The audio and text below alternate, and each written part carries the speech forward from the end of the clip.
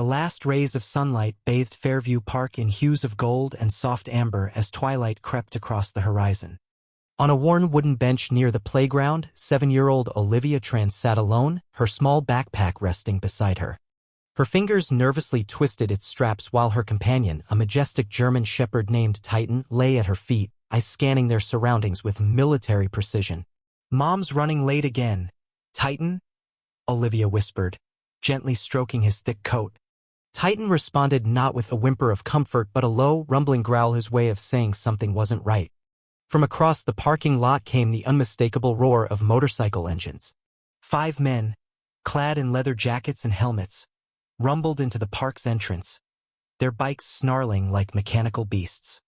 Laughter loud, mocking, and heavy carried across the otherwise quiet evening. The lead biker, tall and broad with a dragon tattoo inked across his neck and the shoulder of his leather jacket, locked eyes on Olivia and nudged his crew in her direction. Titan stood instantly, his body rigid and alert, shifting from companion to protector in a heartbeat. He placed himself between Olivia and the men, emitting a growl that was deep, guttural, and unshakably resolute. "Well, well," the tattooed man said, his voice falsely cheerful. "What's a little girl doing out here all by herself with a mutt like that?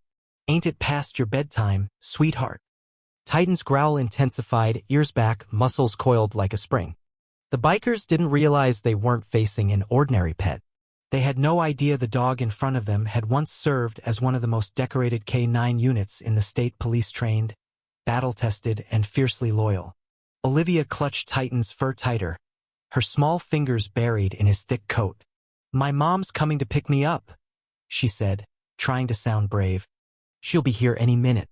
The man smirked, revealing a chipped gold tooth that caught the last glint of sunlight. "We'll just wait with you then. Keep you company, huh?" The other bikers fanned out, forming a loose semicircle that boxed in the bench. One of them, sporting a long scar across his cheek, eyed Titan closely. "That's some dog," he muttered. "Purebred shepherd. Worth a lot. He's trained. I can tell." Olivia fought the urge to cry. Her dad had always told her that courage wasn't the absence of fear, it was standing up for what was right even when you were scared out of your mind. "Please leave us alone," she said, her voice small but steady. The leader's smile widened. "You've got guts, kid. Too bad guts don't keep you safe." He reached into his jacket, and that's when Titan moved. With terrifying speed and precision, Titan lunged not to bite but to create distance. His bark, loud and commanding, exploded through the park. The lead biker stumbled back, startled, his hand coming out empty. "Call off your damn dog," he yelled, his false bravado slipping into real fear. "Titan, stay," Olivia ordered. The shepherd returned to her side, muscles tense but obedient, eyes locked on the biker. "Everything okay over there?" came a new voice. A jogger in a gray tracksuit stepped onto the path, phone in hand. "I've got 911 dialed. Want me to press call?" The bikers stiffened. A glance passed among them. "We're just talking," the tattooed man said smoothly. "Right, kid? I think I'll stay here until her mom arrives," the jogger replied, stepping closer. Titan didn't relax. In fact, his eyes flicked back and forth between the bikers and the jogger, more alert than ever. Olivia noticed, confused. "We were just leaving," the biker said, voice dropping low as he stepped back. "But don't think this is over, princess. That dog doesn't belong to you. He belongs to people who know his worth." As the bikers retreated toward their motorcycles, Olivia saw a glint in the grass near the bench.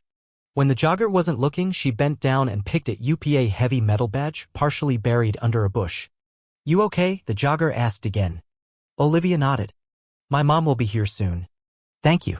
The jogger hovered nearby, pretending to stretch but clearly keeping watch.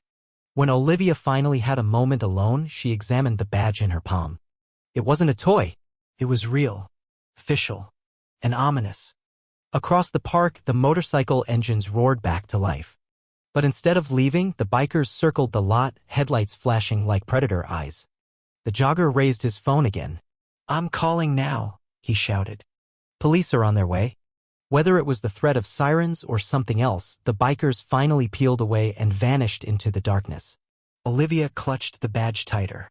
Soon, flashing lights bathed the park in red and blue. Officer Janine Mercer stepped out of her cruiser, hand on her holster. "I got a call about a disturbance," she said, eyeing Titan warily until she saw the girl beside him. "You must be Olivia Tran. Your mother's on her way." "How do you know my name?" Olivia asked softly. Officer Mercer just smiled. "Let's get you somewhere safe." At the Fairview police station, the late-night shift hummed with activity.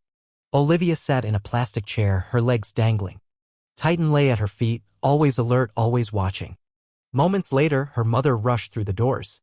"Livy," Rachel Tran called, her scrubs wrinkled, eyes frantic. "Are you okay?" "I'm fine, Mom," Olivia said, though her voice trembled. "Titan protected me." A detective in plain clothes approached. "Mrs. Tran, I'm Detective Leon Valdez. We need to talk." Rachel stiffened. "Anything you have to say, you can say in front of my daughter." Valdez nodded, glancing at Titan. "We've identified the men. The leader's name is Dane Wallace. He's tied to criminal organizations all over Oregon. But they weren't after your daughter, Mrs. Tran. They were after your dog." Rachel's face turned pale. "What do you mean?"